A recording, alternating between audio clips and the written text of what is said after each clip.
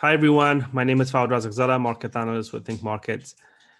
And this webinar, I have my colleague Victor with us. Hi Victor, how are you doing? Hello. How are you guys? Very well.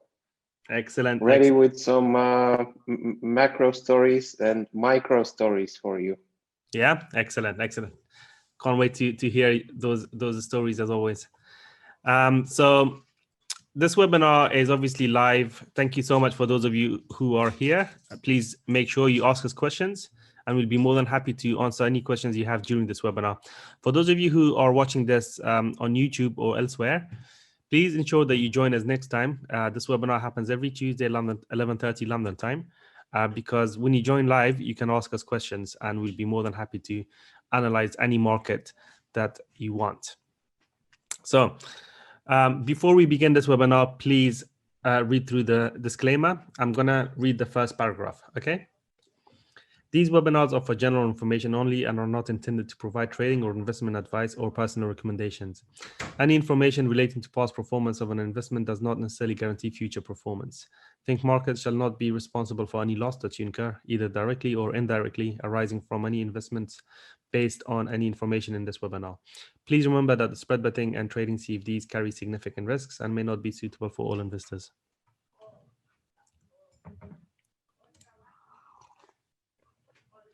So yeah, this is what I just mentioned. This webinar is mostly about charts and technical analysis, but with the help of Victor, we are going to talk about fundamentals as well. So what is driving the market? Well, I think at the moment, it's still vaccine optimism and obviously stimulus.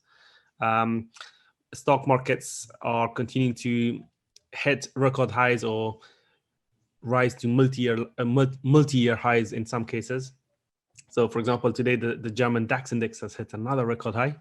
US stock indices are near their all-time highs, although technology stocks have struggled a little bit in recent times. The expectations that the world's largest economy, the US, will recover really strongly because of the speed of the vaccine rollout and stimulus has helped to support the dollar in recent weeks. And the dollar has risen sharply against haven assets like gold and Japanese yen. And it has also started to rise against other currencies, most notably the euro. The pound dollar has also started to head lower. The US dollar is also putting some pressure on emerging market currencies. And some metal prices like copper prices have started to go down. So keep an eye on the dollar and on the rising bond yields, because if investors become concerned that inflation is being overcooked, then yields are going to rise more strongly, and that could potentially cause a reversal in the stock markets as well. But until now, investors are not showing much concern about the potential rise for potential pickup in inflation, presumably because they think that there's still a lot more spare capacity left in the economy, or economies, I should say. So that's the situation at the moment. How will things pan out remains to be seen. We are coming to the end of the first quarter. It has been an amazing quarter for risk assets. The fourth straight quarter that risk assets have risen. By risk assets, I usually mean stock indices. It has been a record rally for the last 4 quarters, thanks to the actions of major central banks and government stimulus, all helping to fuel a significant rally in financial markets. But as we head to the second quarter, are we going to see a reversal? What do you think, Victor? Let me bring you in there. Yeah, what's happening is that we continue to see this shift between value and growth companies, or better said, growth companies are being sold off and or are trading kind of flat, and in the meantime, value stocks have been outperforming. And since, for example, you mentioned the German DAX, where value stocks are most of its constituents. This is why we're seeing a rally in the German index, as well as the decline in the euro, which is a welcome relief for the European economy, which has been struggling under with the euro rate above 120. That has now subsided significantly, as we have expected this to happen since the new administration took over, and basically talks about higher tax rates are ongoing, and this is obviously supporting the US dollar, because the fiscal situation in the US will be better if tax rates are higher. And many people have been banging the drum how Democrats are going to spend our way into oblivion, as they say. So basically, they're going all the stimulus packages and the programs which the Democrats are pushing are going to put increased fiscal burden on the US. However, historically, Republican presidents have not been, well, if anything, they've actually been pretty lately, especially since Bush, they've been really expansionary on the fiscal side, not conservative at all. So basically, the fiscal situation in the U.S. currently looks better than it was under Trump. Yeah, absolutely. I think you nailed it on the head, or there with the key points you've made. And the dollar's been rising as a result of all of this, because of the macro reasons that Victor just mentioned. And technically, as well, we are seeing breakouts in the dollar. For example, the dollar yen. I mentioned the dollar yen because demand for haven currencies is not there at the moment. So Japanese yen has been falling across the board, and most notably against the US dollar, because the US dollar has been rising against all other currencies. So the dollar yen, previously we were looking at this consolidation area, and we thought that it might break to the upside, and it did. On the downside, we had put the line here, which was the line in the sand for us. I said, we said in the previous webinars that if that level breaks, then it's going to go down a little bit. It didn't. And instead, we broke to the upside from this continuation pattern. If you zoom in a little bit, you can see that this was a triangle breakout. There was a triangle pattern here. And once it broke out a few days ago, it hasn't looked back. We've since captured the 110 handle, which is a psychologically important level. And next on the bull's radar is the base of the breakdown from middle of March in 2020, when it was the height of the pandemic, if you like. So somewhere around here it is where I would expect the dollar yen to come under some sort of pressure if it gets there. Okay, so this is the next kind of supply zone, if you like, because right around here is where the pressure started to build and price turned last time. So somewhere around here is where I'm expecting the dollar yen to come into a bit of pressure moving forward. So we could see something like this. And then a continuation higher from there. Let's see. So that's the key resistance area based on prior price action. Above that is the 2020 high at 112.22. We're not very far away from there. But if you zoom out, the longer term charts look quite constructive. This is the hourly. Sorry, let me show you the monthly chart. Big candle on the monthly. There is a trend line that needs to be taken into account, which has actually been taken out this month. So a closing break on a monthly basis above this would be deemed a bullish scenario on the monthly time frame.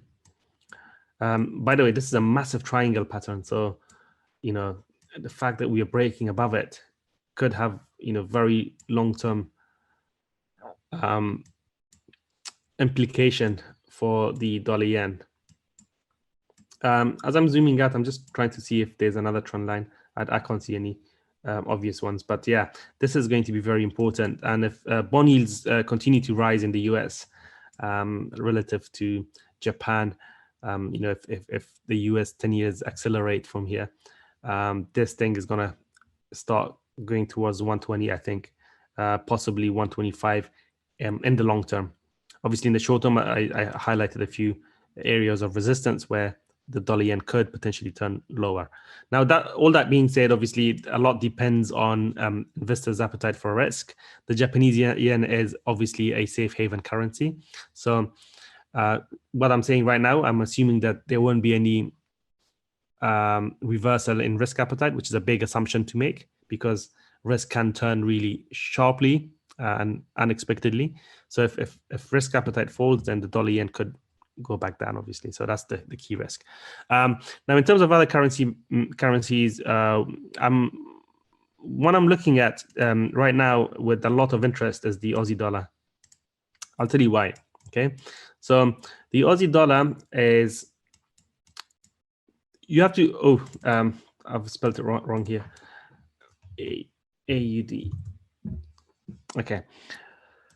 So what drives the Aussie dollar? Well, among other things, it's commodity prices, isn't it? Because iron ore, for example, is one of Australia's major exports to China. And what happens in China is very important to Australia. Now, China has been leading the recovery so far, but looking at the Chinese equity markets, let me have a look. So, for example, if you look at this index, the China 50 index, you can see that while the global markets have rallied, China has actually gone down in the last quarter and gone down quite sharply, which is obviously not what you would like to see if you're bullish on global equity markets. So China is kind of, it was leading the rally initially. To make my point more clear, just as equity markets were still going up, China was the first to kind of started to break down. I think it broke down here, in January 2020, when the pandemic hit China, or when the coronavirus spread in China rapidly. Chinese equities sold off, and then global equities caught on, and then China began to rally while global indices were still falling. So China has been leading the global markets for several months, more than a year now. And the fact that we've seen a drop in the first quarter in Chinese shares is a warning sign for equity markets around the world. So that's one reason why the Aussie could come under pressure. Another reason is copper prices. This is copper daily chart. You can see that. Let me just show you weekly, actually. You can see that the weekly candles really struggling here. It's very stretched. Yeah, indeed. It's been a relentless rally from $2 to $4.20. Yeah. $4.40 even at the peak, almost. Yeah, and so, a lot of the upward move in the initial move upwards in copper was due to concerns about supply because of COVID-19 restrictions. But more recently, it's been driven by demand, by recovery in demand prospects. I think both um, of those factors are kind of priced in now, isn't it, Victor? yeah. I think that most of the rally has already happened, and we could see somewhat. Well, we can see some profit taking, Yeah, at least towards the mid freeze, I would say. But some area here. yeah, we have this first support at 370, and then we have, there is the theory that electric vehicle production is behind this, the creation of a new infrastructure for electric vehicles, the charging infrastructure. All of this requires a lot of copper wire. Yeah. So this is the reasoning, the fundamental reasoning. However, that there's nothing goes up in a straight line, as they say. So exactly, and the same way. Before I forget to mention this point, sorry to catch you there. Yeah, so if you look at silver as well here, silver has been rapidly rising. Well, it was rising a lot in 2020. It then stalled later in the year before coming down. Now, one of the reasons silver was rallying was because of expectations or speculation about demand for silver's use in renewable energy. Silver is apparently used in solar panels and in wind turbines and whatnot. So, silver is coming down. Copper, there's so much of I was going to say there's so much copper you could use to build cars and electric vehicles. Demand has to be there, right? So right now, if you think about the health of the global economy, the financial markets have rallied really strongly, expecting a massive recovery. In reality, it might not turn out that way. A lot of people have lost their jobs. Businesses are struggling to stay afloat. Once government support is lifted, I think we're going to see another dip because people's finances are already stretched, to say the least. And without government support, they might struggle. And what we might see, instead of spending, we might see saving in the coming quarters by households and businesses. So we might not see the level of demand that the market is currently projecting for copper and other industrial materials. So copper is looking bearish. Okay, that's the key point. I think it's going to fall from here. It may fall for a bit and then continue higher. Who knows? But the charts tell us that you have to proceed with extra care from here. There's a triangle pattern on copper, and it looks like it wants to break to the downside. Now, I mentioned copper and Chinese equities because I was looking at the Aussie dollar. And let me go back to the Aussie dollar. Back to the source. Back to the source, yeah. And as you can see, the Aussie dollar has also been trending lower. But if I show you another chart, the dollar against the Chinese yuan, you can see that the Chinese currency has been weakening against the US dollar. So that's another sign, okay? A bearish sign for the Aussie. Now, remember the Chinese currency and the Australian dollar, they have a strong positive correlation because they are two trading partners, very important partners for each other. In fact, China is Australia's major trading partner, I think followed by New Zealand. But yeah, China is the most important one. Because they buy a lot of iron ore from Australia. Now, with the Chinese yuan weakening, the amount of the purchasing power by Chinese companies would thus fall because of their weakness in their currency, and that could impact demand for iron ore and other commodities that Australia produces. So, if you plot the chart of the dollar, the Chinese yuan against the dollar yen, against the Aussie dollar, I'm going to invert it. Yeah. So use the CNH. Yeah.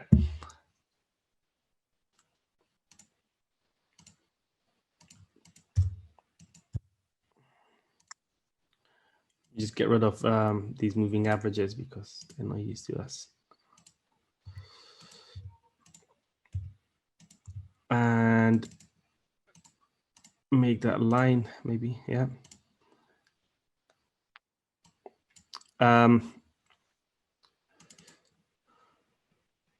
I wanted to plot this on the left. Yeah, right. Move to the left scale. That's it. Yeah. Okay.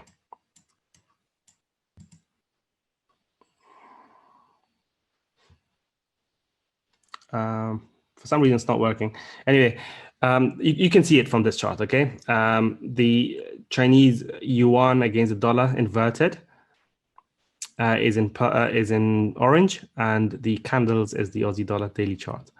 You can see that right here, the Chinese yuan topped and it started to fall. Yeah. And maybe a couple of weeks later, 11th of Feb, 15th of Feb was the high, 25th. Yeah. So a couple of weeks later, the Aussie dollar peaked and then it started to fall. Now notice how the Chinese yuan has made a lower low relative to this low. Yeah. And the Aussie dollar hasn't yet.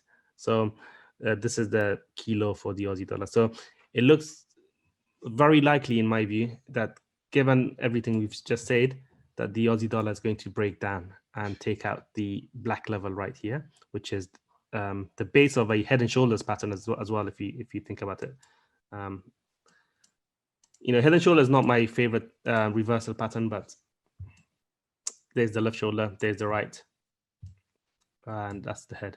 So if we do break below the neckline, which comes in at 75, 60-ish, then from there, a projected drop based on objective target of the HNS or head and shoulders pattern will come in all the way at 71, 20-ish right here. Okay, so that's where the head and shoulders pattern. Sorry, Daphne, I'm busy.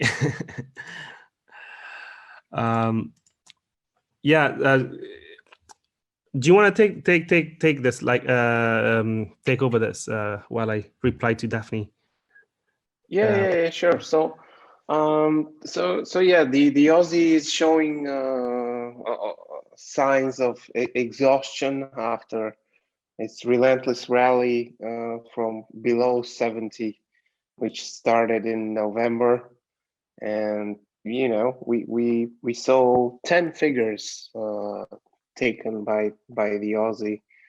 So at this point in time, we together with broad dollar strength, the Australian dollar is likely to continue its on its way lower.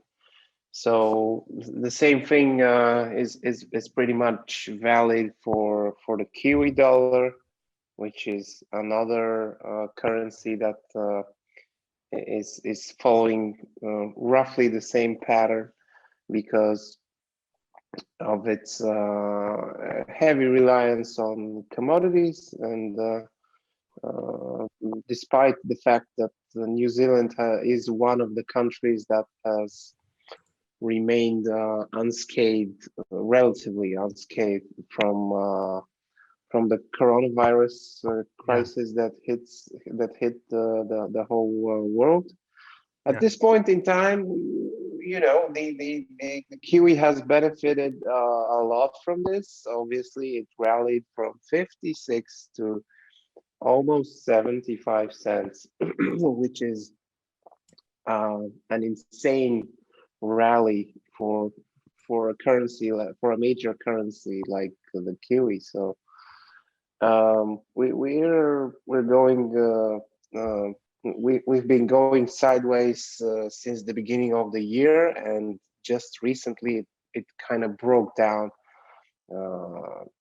through that 70 area, 71 between 71. Now we're on the verge of breaking through the 70 figure once again to the downside, and I would say that there is a serious potential for this trade to end somewhere below 68.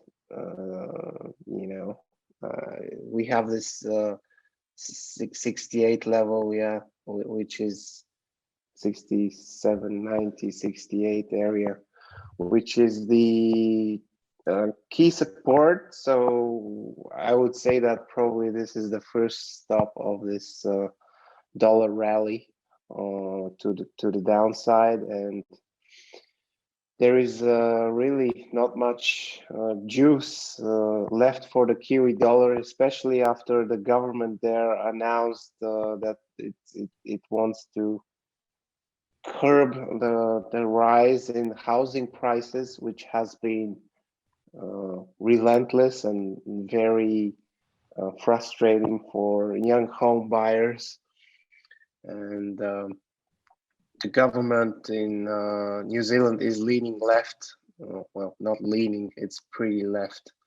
So the finance minister has recently announced some steps that might curtail the rise in housing prices, and this has basically impacted the Kiwi dollar as I guess New Zealand investors are looking elsewhere to invest their money, so they're starting to buy foreign currency. Indeed. So yeah, things are happening, guys. We are starting to see new trends across the FX markets. It's going to be relatively quiet in terms of seasonality. We're coming up to we are heading towards the summer months. I know spring has just started. Things are likely to quieten down in the coming months, but these times like now, we are living in very abnormal times. So things that might have been relevant 5-6 years ago may not repeat again. So we may see volatility remaining high for a while, which is good news, I suppose, if you're a FX trader, because without volatility, you're a trader. If you're a trader, you need volatility. Yeah. So that's good news, I suppose. I suppose we covered the commodity currencies in detail. Let's talk about the Canadian dollar is the only holdout so far. Yeah. And the Canadian dollar, the reason it's doing really well relative to other commodity currencies, well, there are a couple of reasons. First reason, oil prices have been able to stick around their recent highs thanks to the OPEC's ongoing intervention, I should say. More to the point, Canada's economic performance is very highly linked to the economic performance of the US.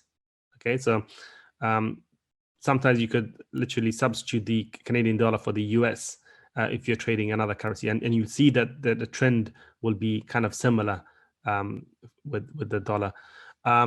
Another reason is the Bank of Canada have come out, several members have come out recently saying that they're going to end emergency measures that they had introduced during the pandemic.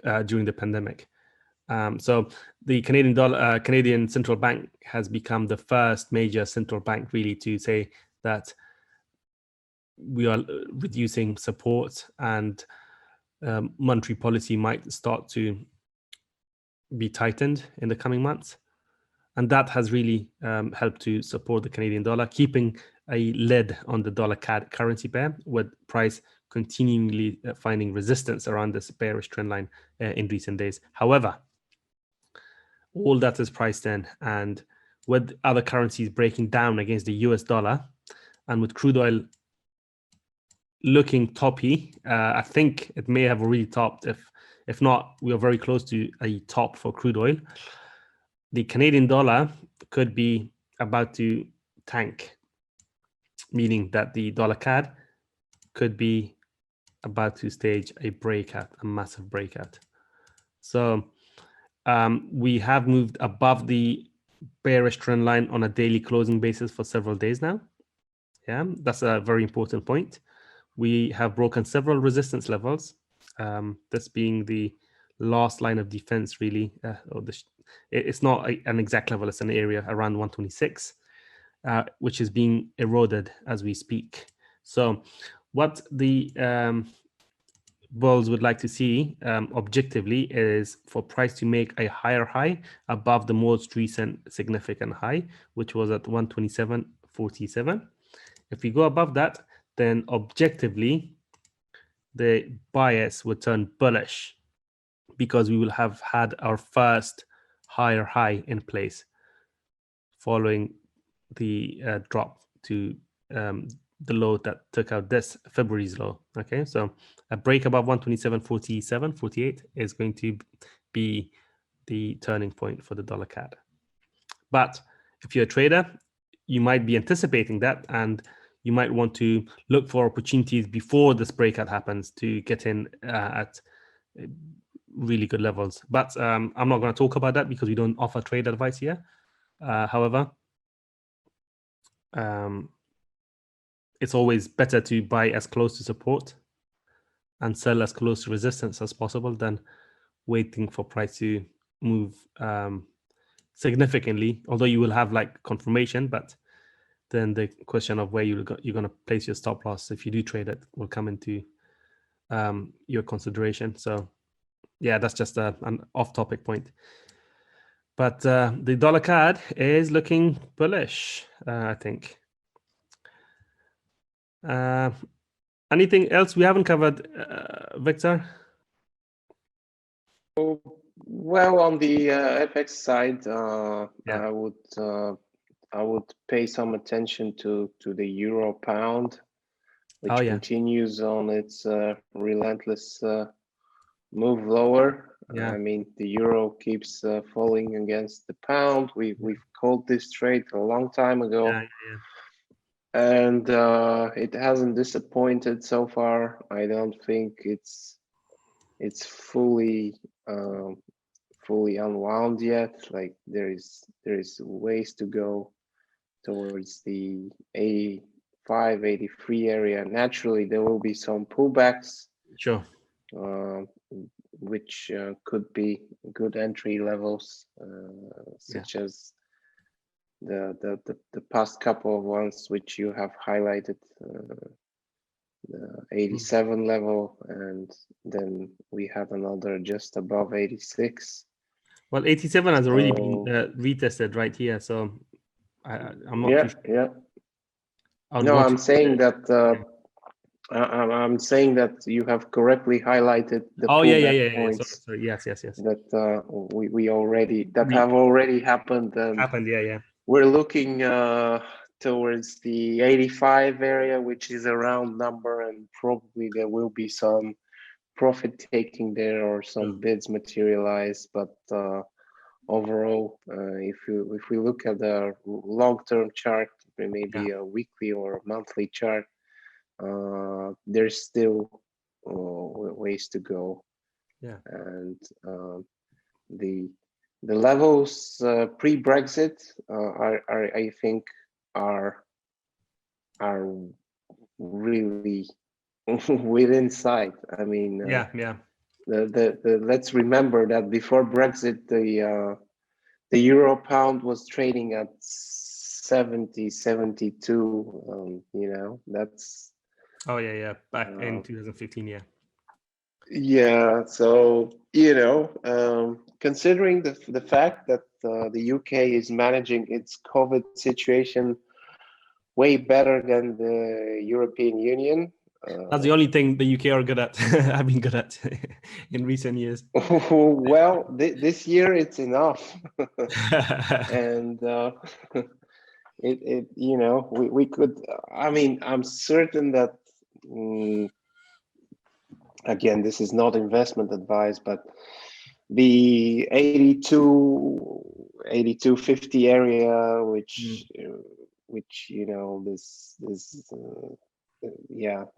between 82 and 83, basically, call it 83. we had this very significant support level that, we're certainly going to test that at some point this year. I don't know when, but if we break below it, it's going to be a very violent and sharp move, I think. You would also think that there's going to be lots of stops resting below this level, because people who have been buying the dip or looking to buy the dip based on some short-term chart patterns they might have seen during this meltdown, some of those guys may have placed their stops below that significant low. So there is the potential, therefore, as Victor mentioned, that when we get closer to this level, and more people will be inclined to buy that level because they would think that price is going to do something like that. Only this time the fundamentals have changed. That might then lead to a significant move down, because the cluster of stops that would be resting below that level will be triggered, or could be triggered, leading to a sharp move down to the next level, which would be 80, a psychologically important level. But we'll cross that bridge when we get there. But the potential is there. For now, I think, as Victor mentioned, it's looking very bearish, and we are going to see profit taking here and there, but ultimately the trend is bearish until the charts tell us otherwise. Now, what I like about this is price has been consolidating for a few weeks, and it looks like that consolidation has been resolved, and price wants to continue lower. Although that being said, we do need to see a daily close below the black level at 85.40, because yesterday we tried to break below it, price came back down, price came back up and closed above. Admittedly, it wasn't a very strong close, hence why we are seeing renewed weakness today. But for confirmation's sake, a closing break below this black level, which was price support, is now needed to provide the sellers confidence to put their foot on the or put their feet on the accelerator and drive this currency cross. It's called the channel, and put really strong pressure on it to not only test the 85, but to push it below that level as well. I think we have a couple of more minutes to spend on some other markets we haven't touched on.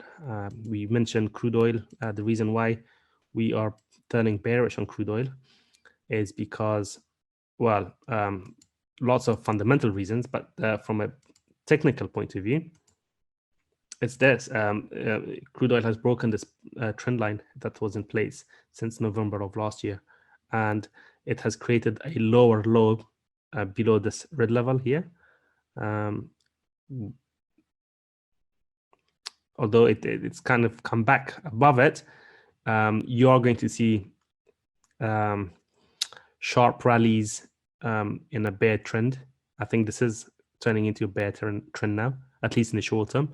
The reason you're going to see big upswings is because the underlying trend had been bullish, and a lot of people are still going to be looking to buy the dip. They might be proven right eventually, but I think with each rally, people are going to be more inclined to take profit at resistance than they were previously.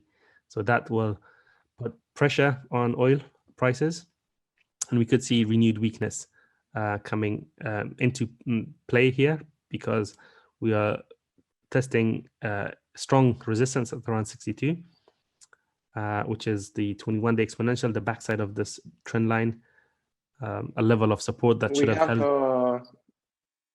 We have some sort of OPEC event this week, don't we? Yes. I almost forgot. It's the OPEC Plus ministerial meeting, I think. Let me just look at the economic calendar. Yeah. But yeah, they meet every month to discuss output and I think a few analysts are now expecting them to roll over the current supply curbs into April. But in recent months, Russia has been less inclined to do that, and the OPEC has allowed Russia to resume its oil supply, and they're no longer very unified. So all the pressure has been on Saudi to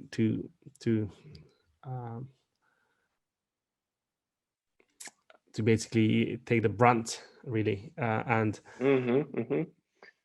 and I don't know how long will they be willing to do that, because they are losing market share.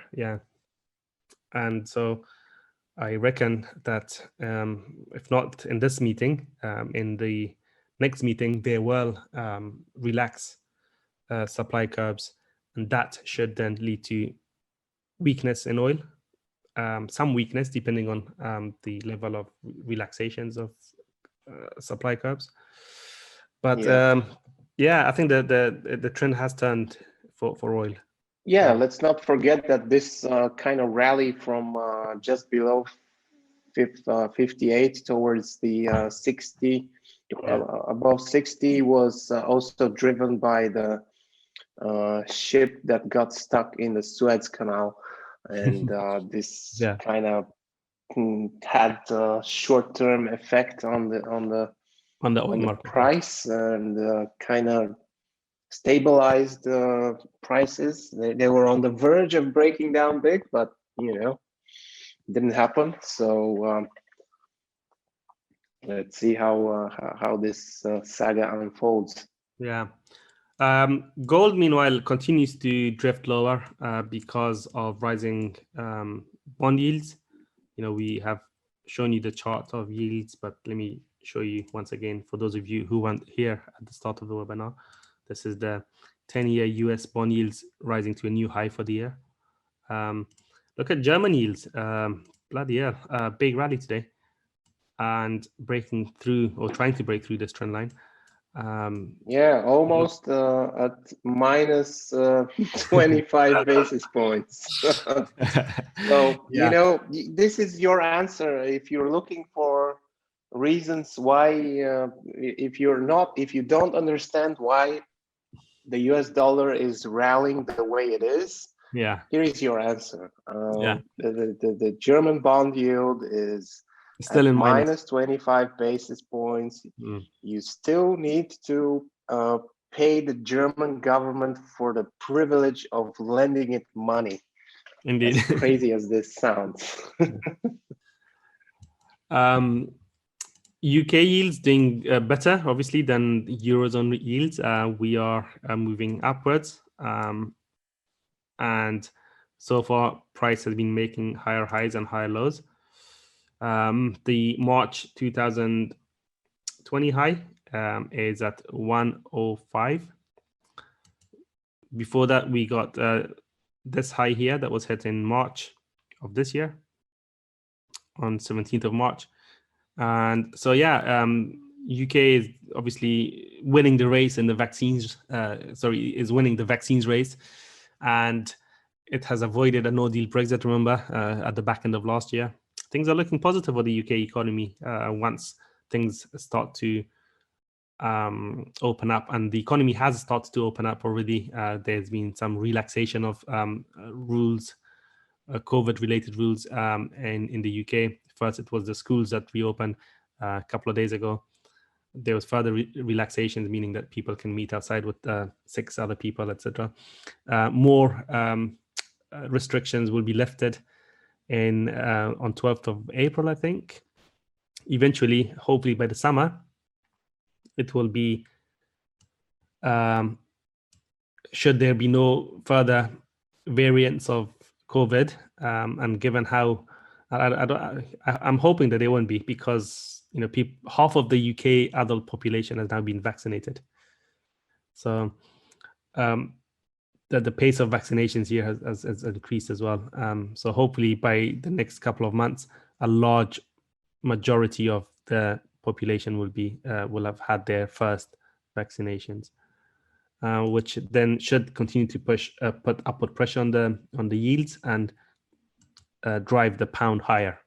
And with global yields rising, the opportunity cost for holding an asset that pays no interest or dividend and costs money to store, namely gold, the opportunity cost of holding gold is therefore rising. Investors are finding better value in buying stocks and other assets than holding gold at the moment. There are two things that could support gold. First, if yields stop rising. And second, if there's an unexpected surge for haven assets because of some unforeseen situation that could impact. Yeah, such as China attacking Taiwan, for example. For example, yeah. So unless something like that happens, it's really difficult to be bullish on gold at these levels. Even though, yeah, guys, also have in mind that we have seen this kind of slow grind lower, and you know, at some point this is going to get ugly. You know, yeah. Be careful when buying dips in gold. I'm not saying that there is a certainty that it's going to go down. However, the risk-reward ratio is definitely favoring the short side here. We've been rallying. I mean, we haven't revisited levels above. I mean, below 1650. We probably have some stops residing between 1600 and 1650, and you know, if those get triggered, we could see a quick ugly move towards 1500 and below. So the next support or potential support would be 1655-ish, which is the support trend of this bearish channel. We could see a bounce there, but as Victor mentioned, it could be a short-lived bounce because the pressure is certainly on the downside as more and more people abandon the safe haven asset. So that's the situation with gold. Obviously, we don't know when it will bottom out. But you know, Victor made a really good point that you should be careful buying dips in gold. I think you can apply that logic with any market that is trending lower. So in a downward trending market, like a market that's been going down for several months, don't buy the dip because the trend is bearish and it could get weaker and weaker and weaker. You can always wait and buy it once the market tells you that it has bottomed out, if you're trading long or investing longer term. So that's a side point there. And I can see a few of you guys are still here. Thank you so much for remaining in the in this webinar for the duration of the course of this webinar. If you do have any questions, and now is your time to ask us. We have run out of this webinar was meant to be half an hour long. We have gone a little bit overboard by our analysis today, but feel free to ask us questions if you have any. And if you do have any questions, you can either write it in the chat window or in the questions box.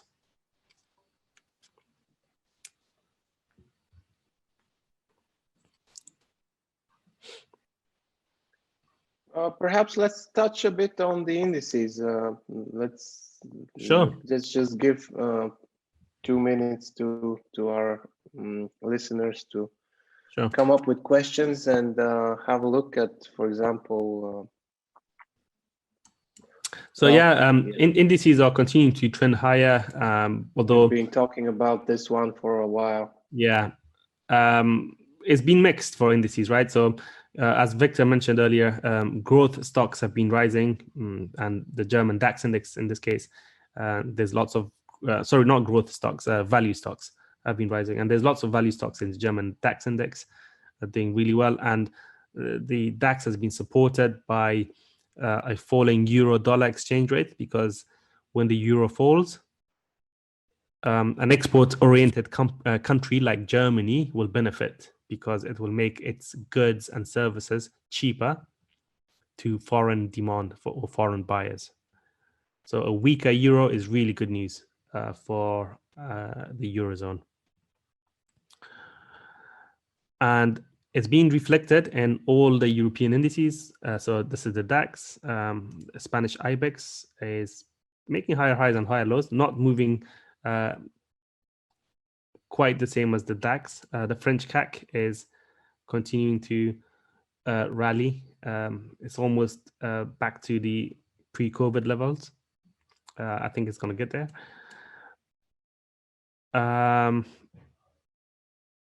But UK stocks are struggling because of well, several reasons. One of the reasons the FTSE is struggling is because of the strength of the pound. A lot of the companies in the FTSE 100 are large multinational corporations. They make their earnings abroad.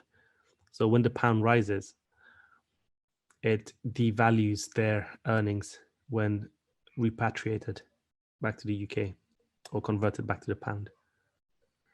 That's one of the reasons why the FTSE is continuing to struggle, albeit it is still trending higher, making higher highs and higher lows. In the US, the S&P 500 is trying to make higher highs still, but you can see the pace of the rally has really slowed in the recent weeks. It's not rising as fast as it was previously, as you can see from this chart. It's kind of struggling to keep that upward momentum. And part of the reason for this, go on, Victor.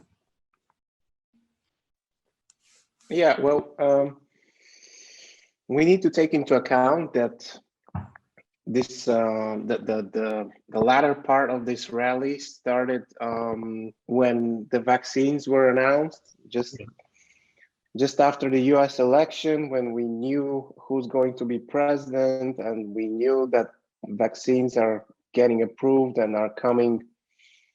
The market has rallied well, significantly. We were around 3,300 on the S&P 500. Now we are close to 4,000.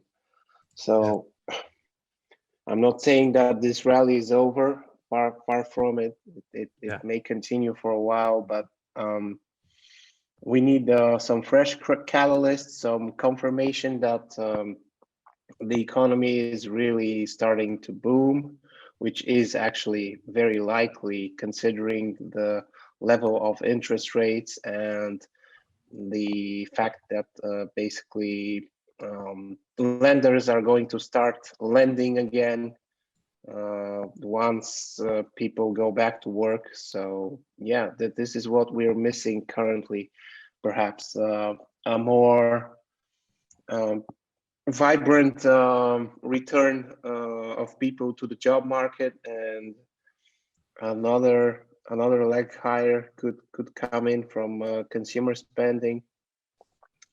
We have noticed that over recent months, the months where we have had positive developments in terms of economic data coincide with stimulus months. So we're likely to have a very good March, but what's going to happen in April and beyond? Well, let's see what happens. Let's see if people manage to get back to work and start earning again, so they can drive the economic recovery further, especially the service sector, which has been so hardly hit.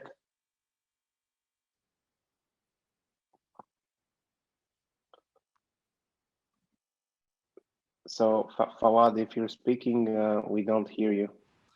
Oh, sorry about that. Can you hear me now? Yeah. Sorry, my daughter just stepped in the room, so I had to put myself on mute. she's no she's a problem. 2-year-old. You can imagine how large she is. A possible hanging man. What the hell is a hanging man? Well, if you go to Investopedia, you can see that it's a possible reversal pattern. You can see some examples there. Obviously, we are hitting record highs. I'm not suggesting this is the top. It could be a temporary top. We have seen similar patterns before, and it failed. What we need to see is a breakdown in market structure of higher highs and higher lows. So the first sign of weakness for the S&P would be if we break below this low, which is the most recent low prior to the latest rally. More to the point will be this low here at 3,723, which was the last significant low prior to the index making a new record high. If it goes below this low, we will have had our first lower low in place. Yeah. So at that point, the technical reversal would be confirmed. But this is a potential warning sign that possibly that a top might be in the process of being formed.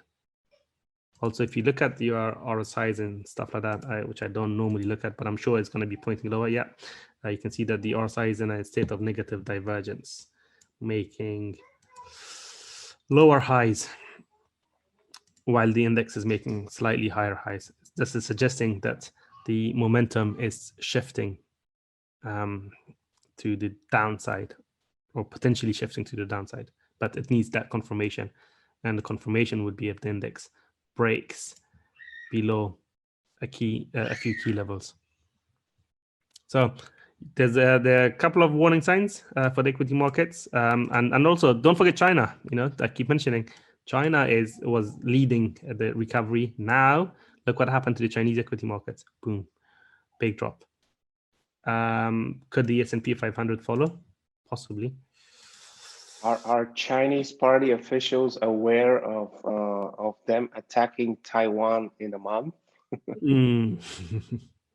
No, I'm just saying, just throwing it out there, yeah. Just throwing it out there. Don't underestimate the risks of a black swan, guys. Yeah. That's where one makes it or breaks it. Yeah. So just because something is going up or down doesn't mean that trend will continue. Things were, the markets are always evolving, and right now we are seeing a few bearish signs in equity markets in China and commodity prices, as we showed you earlier. Look at crude oil. We have seen what was the other one that we looked at? Emerging market currencies.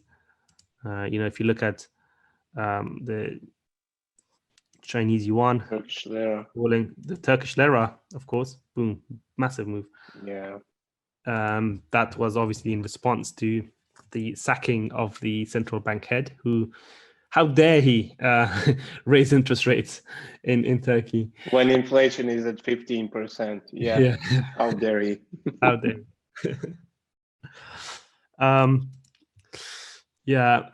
the Mexican peso. The Mexican peso, actually, I've been very, very surprised by its resilience. Any idea as to why that might be? Is it the expectation of some sort of normalization in the relationship with the US? That's possibly it. Yeah, absolutely, that could be it. To be honest, I don't know. I don't really follow the Mexican peso that closely, but I'm just looking at some of the emerging market currencies. The South African rand has also been quite strong. So it's not all emerging market currencies that are breaking down, but the key ones, the Chinese yuan, I think that's the one because China is the world's second largest economy. So I would pay a lot of attention to that. More than any of the other emerging market currencies. But yeah, to answer your question, Victor, I don't know why it's had this on quite well. There you go, guys. We've covered almost everything. Yeah, and I can't see any questions. I'm sure some of you will be wondering what our thoughts will be on crypto and Bitcoin. I don't have any strong views on Bitcoin. Do you, Victor? Well, at this point in time, buying at the highs. Well, you know how that. Well, I don't like to buy high. Yeah. You know my motto. I've Yeah. repeatedly say it: buy low, sell high. Yeah, or buy high and sell even higher. Yeah, it's we don't really cover cryptos that much in these webinars, but yeah, generally speaking, they are looking quite positive still. But they have been kind of trending with risk assets, meaning that when the appetite for risk turns sour, if equity markets drop, then cryptos could follow suit. So watch that relationship, yeah, if you trade cryptos. And with that, I can't see any questions at all. So thank you so much, guys, for joining us. It has been a pleasure. For those of you who are watching us on YouTube, make sure to join us live next time. And you can register by going to Think Markets website, go to Market Analysis, click on Live Webinars, and here you will see all the upcoming webinars. Click on Register, and then you will be notified when we are about to start the webinar. So thank you so much for listening. I hope you have a wonderful week ahead. Join us next time. Thank you for tuning in. Take care. Oh, before I go, there's always a last minute reminder. This week we have another webinar. The non-farm payrolls webinar is on Friday, which actually I remember it's Good Friday here in the UK. So I am not going to be doing that, but I'm going to put you on the spot here, Victor. Are you going to do this, or should we cancel? Yeah, certainly. Excellent. Let's stick to the schedule. Excellent. So join Victor then for this webinar on 2nd of April, Friday. He will be presenting the preview for the US jobs report. Yeah, a jobs report that may be very, very strong, guys. Exactly, yeah. I'll be back for the next one on 6th of April. Meanwhile, I'm available on social media if you have any questions. But yeah, thank you so much. See you guys next time. See you. Cheers.